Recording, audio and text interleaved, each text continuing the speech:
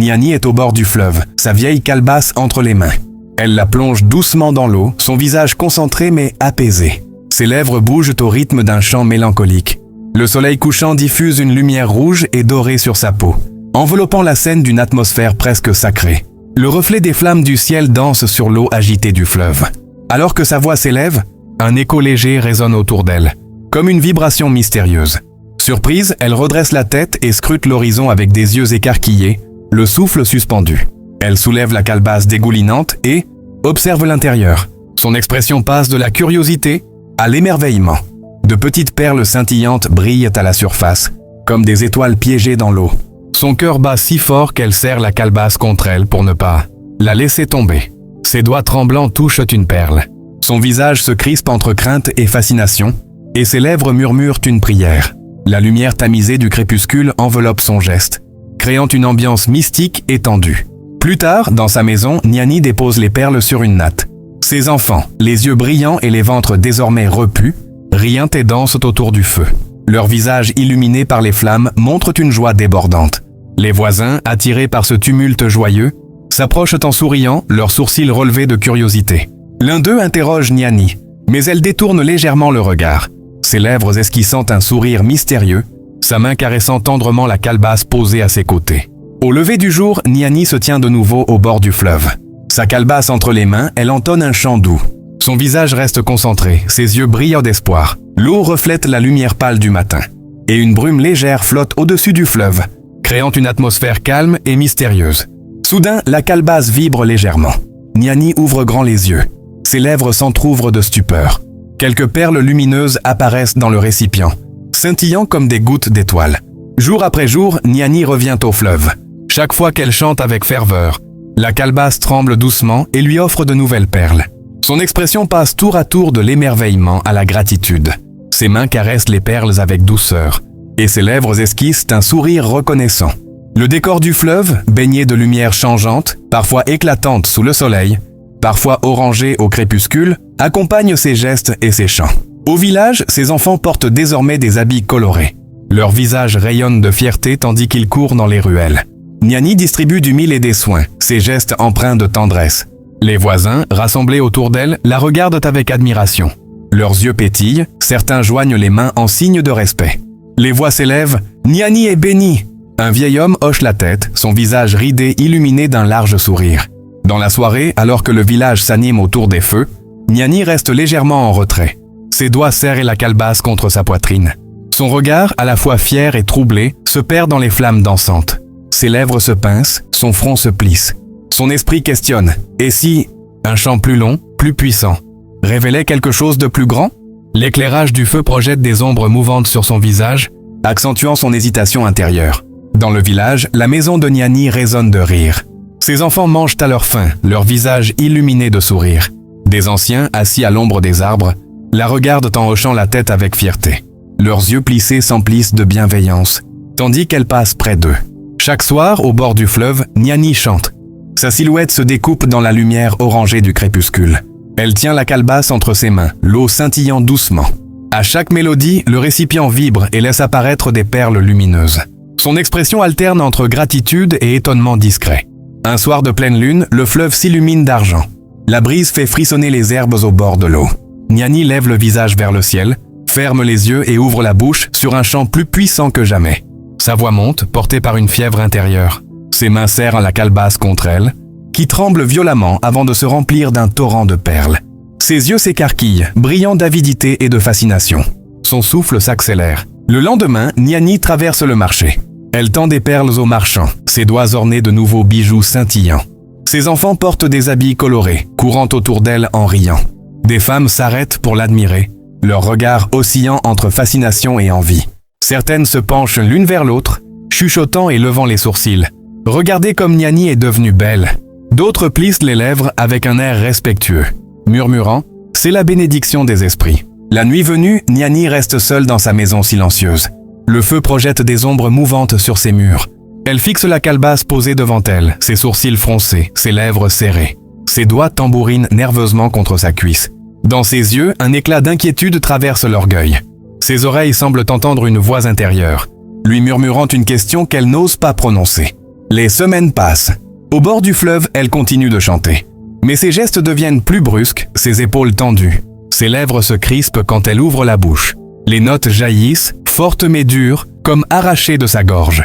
La calebasse répond encore, libérant des perles. Mais l'ambiance a changé. L'air semble lourd, la rivière paraît moins accueillante, et son visage reflète une impatience mêlée d'avidité. Une vieille voisine, voûtée et appuyée sur un bâton, frappe doucement à la porte de Niani. Son visage fatigué exprime l'espoir mêlé à la détresse. La porte s'entrouvre brusquement. Niani apparaît, ses bras croisés, ses lèvres serrées, ses yeux durs. Sa voix tranche l'air sec. « Je n'en ai pas pour toi. Cherche ailleurs. » La vieille recule, ses épaules s'affaissent, ses lèvres tremblent et elle s'éloigne en silence.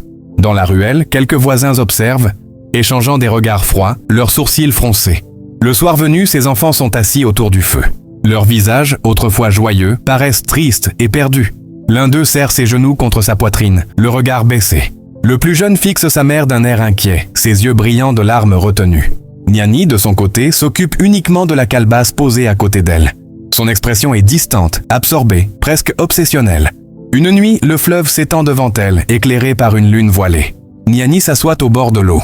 Son dos est droit, sa respiration profonde. Puis, ses lèvres s'ouvrent et un chant puissant, d'abord clair, s'élève dans l'air froid. Les heures passent. Sa voix s'enroue, son front se couvre de sueur. Mais elle continue, la gorge tendue, ses yeux fixés sur la calebasse. La calebasse tremble et vibre comme si elle était vivante. Elle déborde, projetant des perles scintillantes qui roulent sur le sable en un flot lumineux. Le sol étincelle, semblable à une rivière d'étoiles. Niani tombe à genoux, ses mains griffant avidement le sable pour ramasser les perles. Son visage s'illumine d'un éclat intense, ses yeux écarquillés et brillants comme ceux d'une femme possédée. Au-dessus d'elle, le ciel s'assombrit. Les nuages s'amoncellent, masquant la lune. Le vent fait frissonner les herbes, l'eau du fleuve clapote de plus en plus fort. Mais Niani ne lève pas la tête. Ses mains s'agitent sans relâche, entassant les perles contre sa poitrine. Lorsqu'elle rentre, ses bras débordent de trésors. Ses enfants, immobiles, la regardent. Leurs yeux sont écarquillés, non pas de joie mais d'effroi. Le plus grand serre la main du plus petit. Dans le visage de leur mère, son sourire éclatant brille d'un éclat dur, tranchant, presque inquiétant. Dans la case plongée dans l'obscurité, la calebasse repose dans un coin. Le silence est brisé par un son sourd, non plus une douce résonance, mais un grondement profond, menaçant. L'ombre de l'objet semble vibrer sur le mur, comme si un avertissement invisible pesait sur la pièce. Le matin suivant, Niani se tient au bord du fleuve. Ses yeux sont déterminés, ses lèvres pincées. Elle serre la calebasse contre elle, ses doigts crispés sur le bois usé. Elle s'assoit lentement sur le sable, ferme les yeux et inspire profondément. Puis, d'une voix forte et tendue, elle lance un chant long, sans pause, monotone, résonnant comme une incantation désespérée. La calebasse se met à vibrer. De petites perles roulent à ses pieds, scintillant un instant sous la lumière du jour. Mais le son change. L'écho qui autrefois répondait avec douceur devient grave, grinçant, presque douloureux. Niani ouvre les yeux brusquement, son front plissé, ses lèvres serrées par l'effort, mais elle continue à chanter. Un craquement sec résonne. La calebasse tremble violemment dans ses mains. Ses yeux s'écarquillent, son souffle se coupe. Puis, dans un souffle puissant, le récipient éclate en 1000 morceaux, projetant des éclats sur le sable. Les perles qui jaillissent se ternissent aussitôt, se réduisant en poussière argentée que le vent disperse. Niani tombe à genoux, ses mains griffant frénétiquement le sable. Ses doigts s'acharnent à retenir la poussière qui s'échappe entre ses paumes. Ses cheveux collent à son visage, ses yeux brillent d'une panique désespérée. Mais il ne reste que le vide. Le fleuve, silencieux, reflète un ciel immobile, comme s'il refusait désormais d'écouter sa voix. Lorsqu'elle revient au village, ses bras pendent lourdement le long de son corps. Ses mains sont vides. Ses enfants l'attendent, devant la case. Leurs visages maigres expriment la faim et la déception. Leurs yeux fixent leur mère avec un mélange de reproche et de tristesse. À quelques pas, des voisins observent. Leurs voix s'élèvent en chuchotement. Niani a vendu son champ pour l'avidité. Elle a oublié ses ancêtres et son peuple. Leurs regards sont durs, leurs sourcils froncés, leurs lèvres serrées. Certains détournent la tête en signe de mépris. Les jours passent. La porte de Niani reste close, personne n'y frappe plus. Ses enfants se déplacent en silence dans la case sombre, sans éclat de rire. Le feu s'éteint lentement, laissant la pièce froide. Niani, assise seule, baisse la tête, ses mains vides posées sur ses genoux. L'air est lourd, saturé d'un silence pesant. Une nuit, Niani marche seule vers le fleuve. La lune éclaire faiblement son visage marqué par la honte. Elle tombe à genoux sur le sable humide, ses épaules secouées de sanglots, ses mains pressées contre son visage. Elle pleure comme une enfant abandonnée. Sa voix brisée s'élève. « Mère Eau, ancêtre, pardonnez-moi !» Elle reste ainsi des heures, les genoux enfoncés dans le sable, ses lèvres répétant des prières et des supplications. L'aube approche.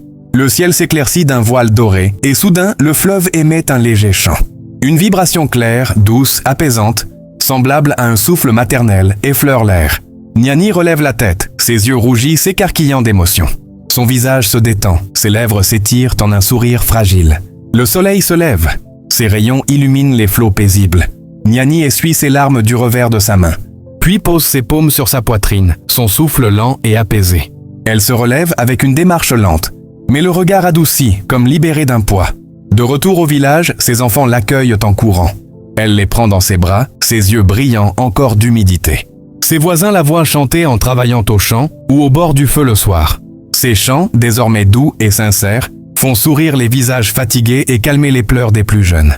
Dans les soirs tranquilles, les anciens s'installent près du fleuve. Des enfants rient et jouent autour d'eux.